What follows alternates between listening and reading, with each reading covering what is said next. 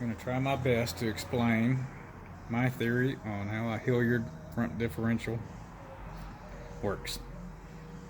Of course, this is the pinion gear.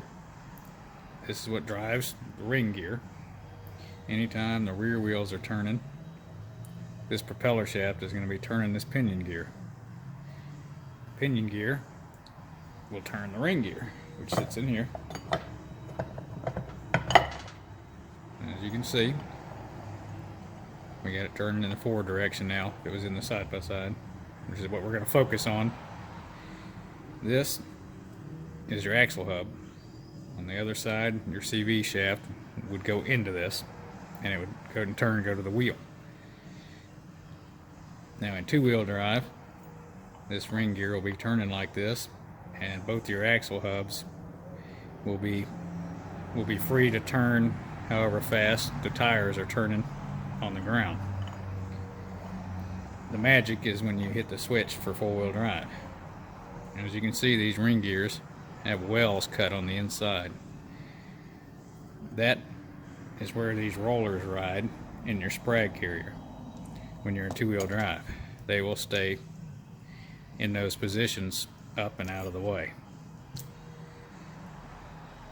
When you apply your four-wheel drive, this sprag will be forced with some magnetic pressure and drag to roll back into the flats of your carrier, of your ring gear, which will push the rollers out, and then they'll grab the outside of your axle hub.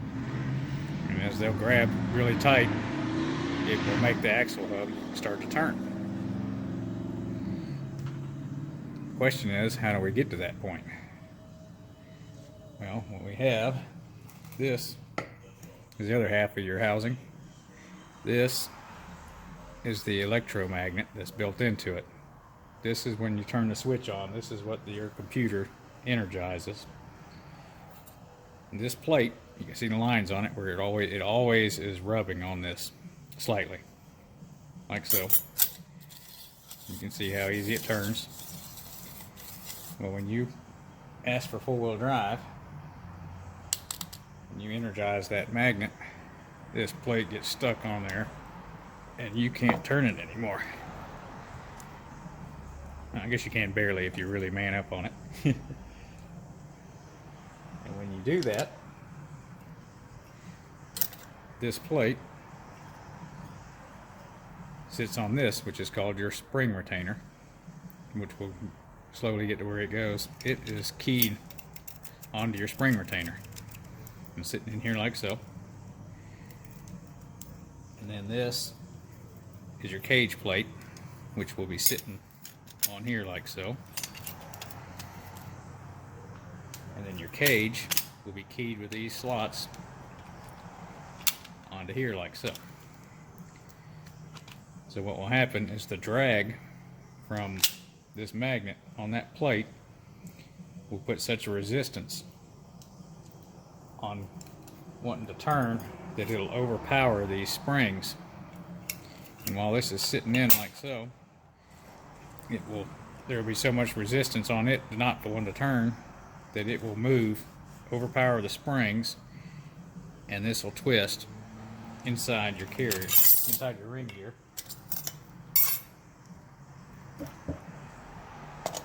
and apply the pressure.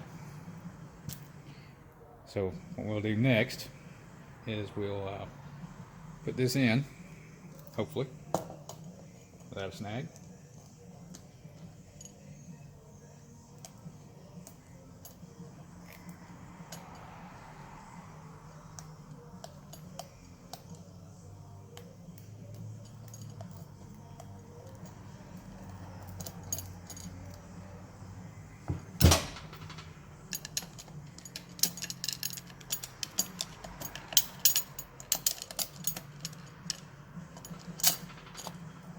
Halfway in.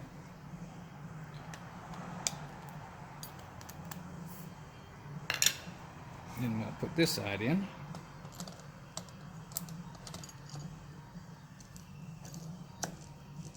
Alright, now we're all together. And now that the axle hubs are holding the rollers out, You can see that they're down in the wells now and are held there pretty good, but they have some slack, so the axle turns free and the ring gear will turn free. But next we'll put the spring retainer on. It will lock in place right there. You can see I can move that and overpower those springs a little bit. It's pretty tight. By the way, this piece is usually plastic. This is made by Sandcraft. This is a real good piece. I like it. Next you have your plate that the magnet grabs. And there we go. I was off a notch. I'm rusty. Let's see if it will stack all the way on.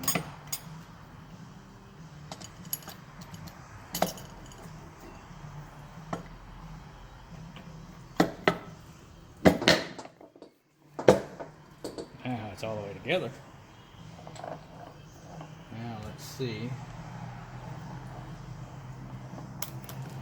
Oh yeah. Now you can feel when you're turning it, moving that spring. It's overpowering that spring retainer, and then just grab it.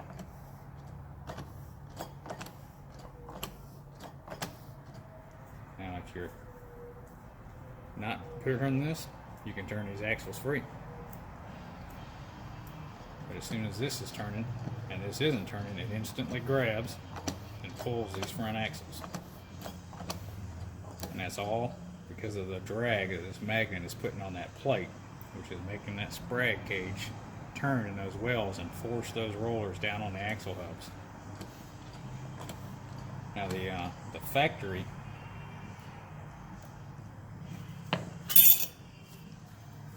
sprag cage has H-clips in it, which help push these rollers out and keep them in these wells. But I've broken 4 of those in no time, so I made this one out of 70-75 billet, and to keep as much material in there as possible, I didn't cut any pockets or any grooves for H-clips because I really don't run in 2-wheel drive anyway. But I put one of these in and I ran it 8 trips to the track, roughly 80 laps per trip, 9 jumps a lap, so over 700 jumps each time. And I went 8 times and it hadn't broken. And every time before I went out on the track and after I got done, I would go out to the sand area, put it in 2-wheel drive and cut some donuts just to see what happened. And my front end was not pulling at all. It was just the rear end kicking it around. So I don't think the H-clips are completely necessary if you're having trouble with your factory cage, which I think I'm the only person that is, because I ride kind of crazy. But you can see that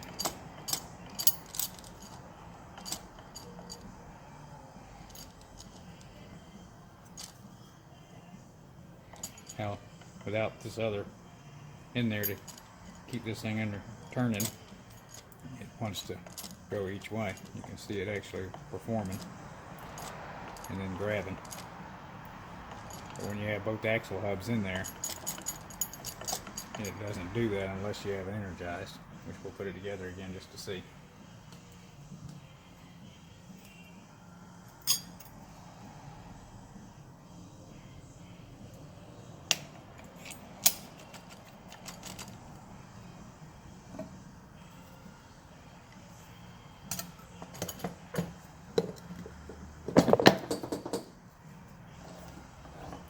See, sure the bottom one isn't either. Nope, neither one of them are turning. No matter how fast I jerk on this thing, we'll try putting a little RPMs on it. If I can get this thing to do it without flying out of there, because it's not exactly a good design.